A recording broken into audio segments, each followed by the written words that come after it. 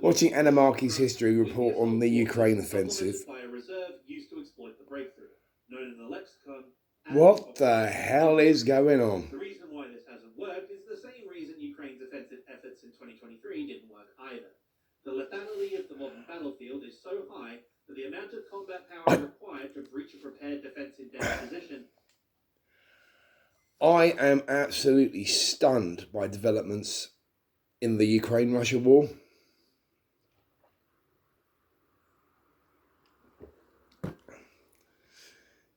It is unfathomable that a country the size of the Ukraine should be able to do this,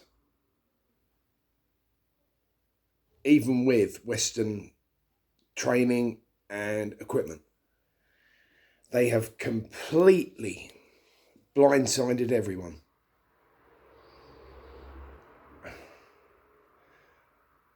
Apparently, Ukrainian soldiers are leaving Google reviews on Russian businesses in Kursk Oblast.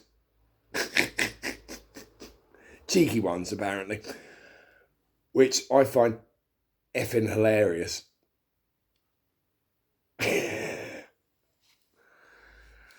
Wow.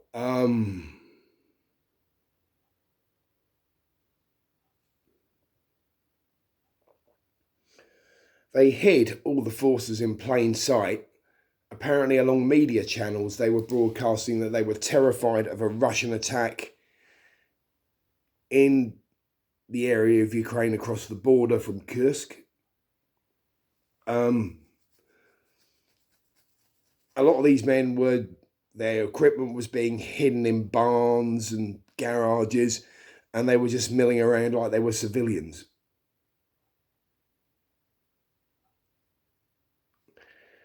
The fact that in this day and age of total transparent information, the Ukrainians hid their intentions till the very last minute is a masterclass in strategy and surprise.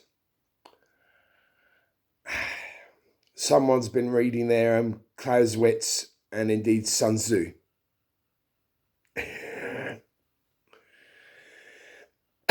I've never read Clausewitz, but I have read Sun Tzu.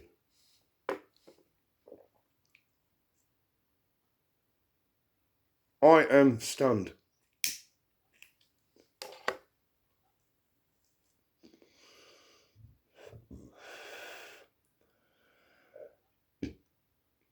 It is hilarious. There is footage of Ukrainian soldiers laughing and joking. Sergei, where is the ammunition? I've never heard of this meme. Apparently it's a major one, but they're basically, memeing and laughing at a captured Russian command station.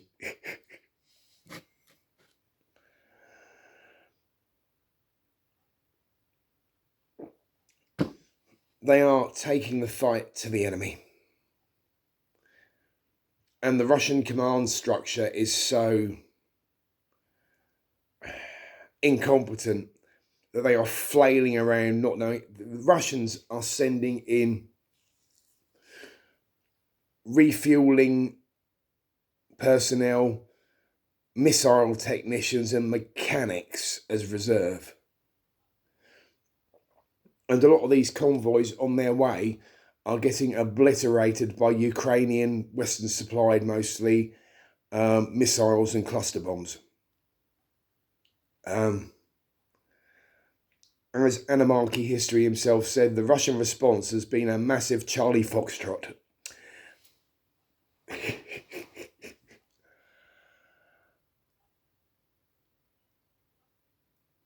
I am elated, flabbergasted, and slightly terrified. Because if this continues, I fear that Russia will at least start deploying tactical nukes. And if that happens, all bets are off. seriously, I think all bets will be off. But I don't want the apocalypse yet because they haven't invented power armor properly.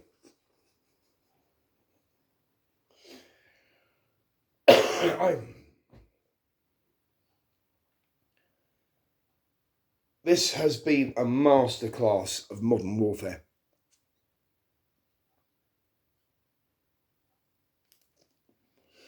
The Ukrainians are capturing, last I heard, unconfirmed reports, over 2,000 prisoners. Most of them are teenage Russian conscripts who are just absolutely terrified and stunned, and they're like, what?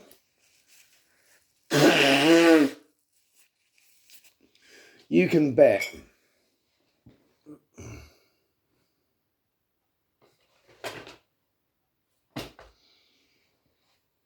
there will be probably thousands of desertions amongst these Russian conscripts that are being rushed into the area. Are we going to see the collapse of the Russian state anytime soon? I doubt it.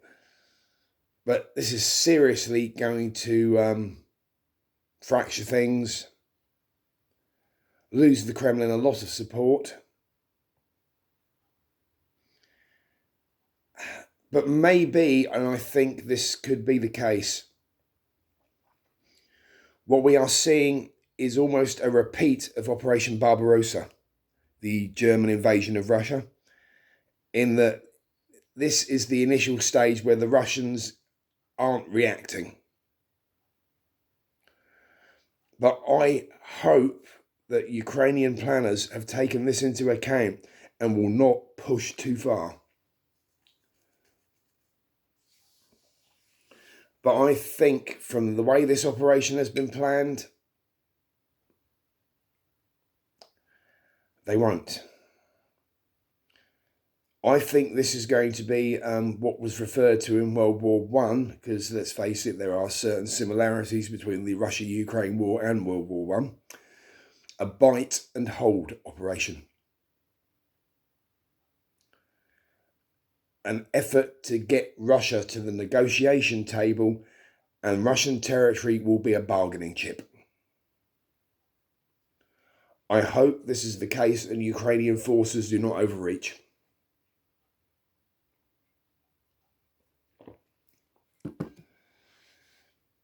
They are taking thousands of prisoners. They are destroying Russian equipment.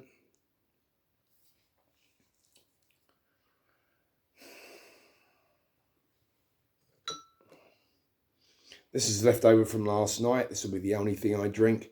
But here's to the Ukraine.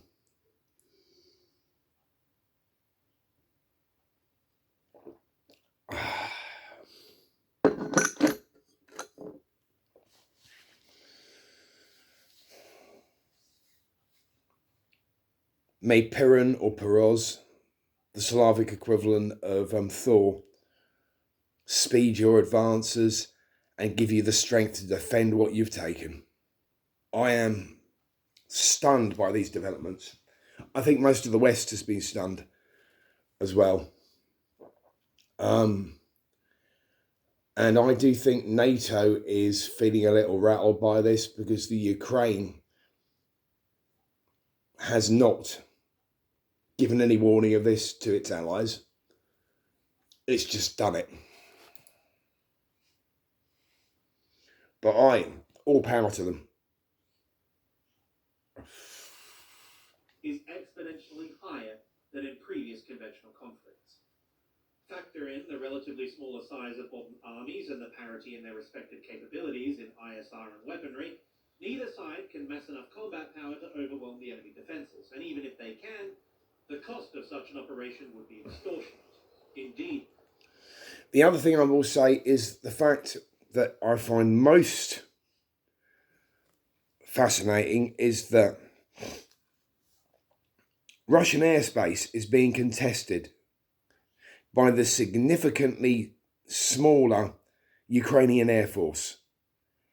They are taking out, fixed-wing aircraft are taking out Russian airfields, supply stations, command posts with relative ease. But yet again, this is all to do with the way the Russian command structure is structured, as it were. The Russian response will be slow coming, just like it was with Operation Barbarossa.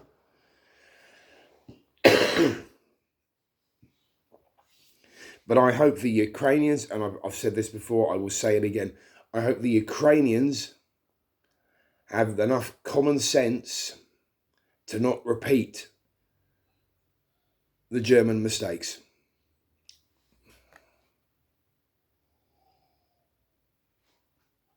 The assault on Volodar during Russia's winter counterattack, as well as their attempted bridge assault across the... And of course, there is the disturbing historical parallel that this is Kursk Oblast, Operation Citadel, World War II, the biggest tank battle of World War II. Conclusively. And as a result of this, yes, we've seen both sides dig in, leading to the development of extended trench systems and bunker complexes on the entirety of the front line, which, by extension, means we've reached the same tactical situation as World War I. He said it. He just said it. Thank you, Animarchy History, for backing me up on the World War I nature of the Russia-Ukraine war. Affordable, expendable combat drones, capable of both recon and strike missions. This is a phenomenon the ISW has dubbed the Tactical Reconnaissance Strike Complex, which is an extrapolation of the Soviet Reconnaissance Strike Complex, factoring in the development of drones, electronic warfare, and rapid digital communications. The transparent battle space caused by recon drones being omnipresent removes tactical surprise. This in turn allows for the concentration of support fires to deal with any attacking force before they can break through the defensive perimeter. In fact, the International Legion just released a series of... And I hope this doesn't become like their attack on a position failed due to Operation Michael, the last German advance in World War I that came within sight of Paris. I show a small clip here, obviously, for community guidelines reasons, but I highly suggest you go and watch that video. The point is, breaching a defensive perimeter is nearly impossible, and if that perimeter is breached, the delays caused by the layered defenses, minefields, trench systems, and blocking forces allows the defender to bring up reserves in an elastic defense, thereby preventing either a breakthrough or the exploitation of a breakthrough should the enemy achieve one. Thus, when you consider Ukraine's disadvantages numerically in both manpower and equipment, as well as I am on foreign aid, which is woefully slow in coming compared to elated for my Ukrainian, offensive operations against Russian positions on the front line, for the Ukrainian people. The earlier counteroffensives in I only vaguely know a few Ukrainian people. Their ability to isolate the battle area behind a natural barrier using long-range fires, and in Kharkiv's case, I know Poles, Germans, Romanians, saying those words in 2024 and to be present, Chinese, Japanese. I know many people, Sikhs. I know many people from many different cultures, and I embrace them all as friends and comrades. I don't mean that in a communist way, because I'm in no way, shape or form a commie. I'm middle of the road politically. That doesn't mean I'm essentially a liberal. No. I mean, as someone commented in the Book of Insults that I'll be doing a review on because it's wonderful, liberals are like flying saucers. No one's quite sure what they are, and they never appear in the same place twice, which I think is marvellous.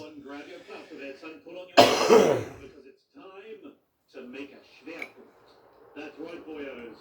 It's time for some Bewegungskrieg. Or Blitzkrieg if you are a normal person. But Blitzkrieg. I like the technically correct term because even though it isn't as cool sounding, it is way more fun to say. Okay. So we start developing this operational and this is what the Ukraine have essentially done. They have blitzkrieged the Russians.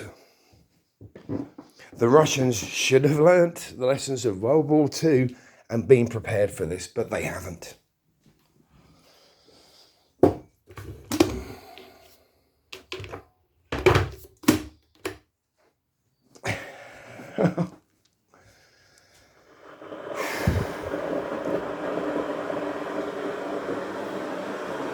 These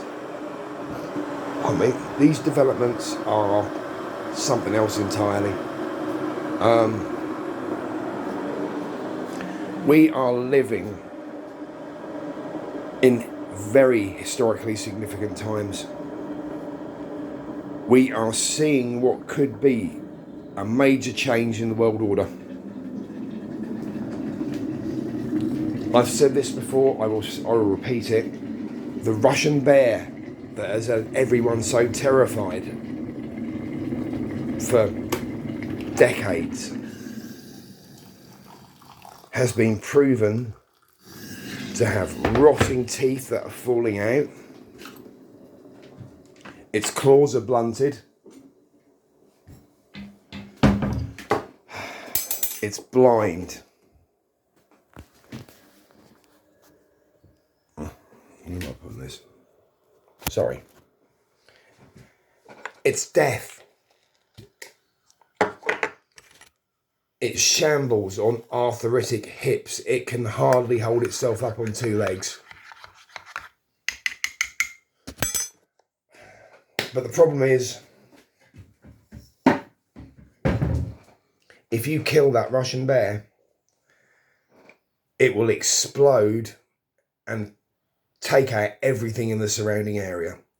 You know what I'm talking about? Nukes.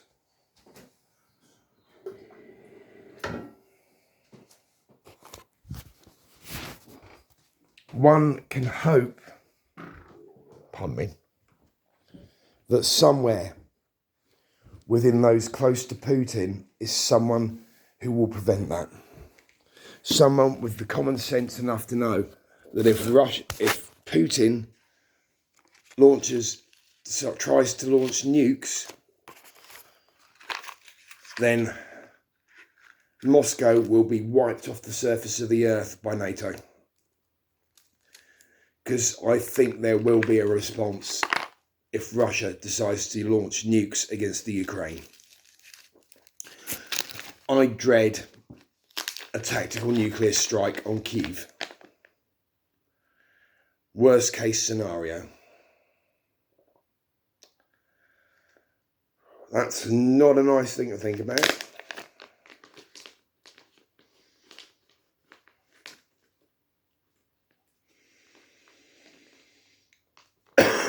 But this horrifying event has to be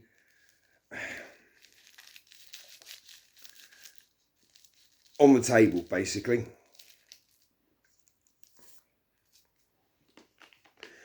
It would be the equivalent of rolling a natural one on a D20. Yes, I am a role player. But strategically, the Ukraine has rolled a natural 20. With added bonuses. We're talking, because of their planning, they probably got plus 10 to that roll, so they've rolled a 30. This is by using ISR and deception assets, stunning. Strategic surprise, or locating and isolating a weak point in the enemy's defenses. And you need to do this prior to commencing an attack. Then you need to start shaping the battlefield on the operational level to give you a tactical advantage. And you can very easily shape the battlefield by neutralizing, say, I don't know, air defense systems and air bases. Maybe a little counter-air suppression by blowing up bombers and attack helicopters on the ground. Yeah, the Ukraine have basically been obliterating Russian air defences in preparation. Pull all their most capable air defense systems together in one area around, I don't know, a crucial naval base on a peninsula, or perhaps even next to a bridge, for example. Making the enemy think you're going to try something to counter their offensive operations, or that your shaping strikes are paving the way for a counter-offensive near where you're bombing, like near a power plant in the south.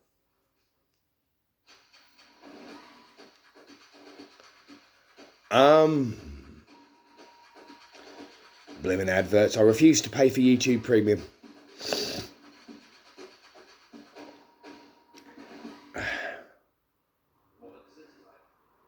In conclusion,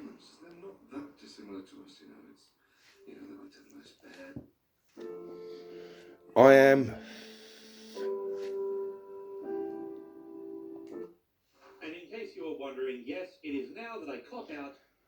the most famous Sun Tzu. All warfare is based on deception, hence when able to attack we must seem unable. When using our forces, blah, blah, blah. All these deception operations into account, I again want to reference the Soviet campaign against Army Group Center, Operation Bagration.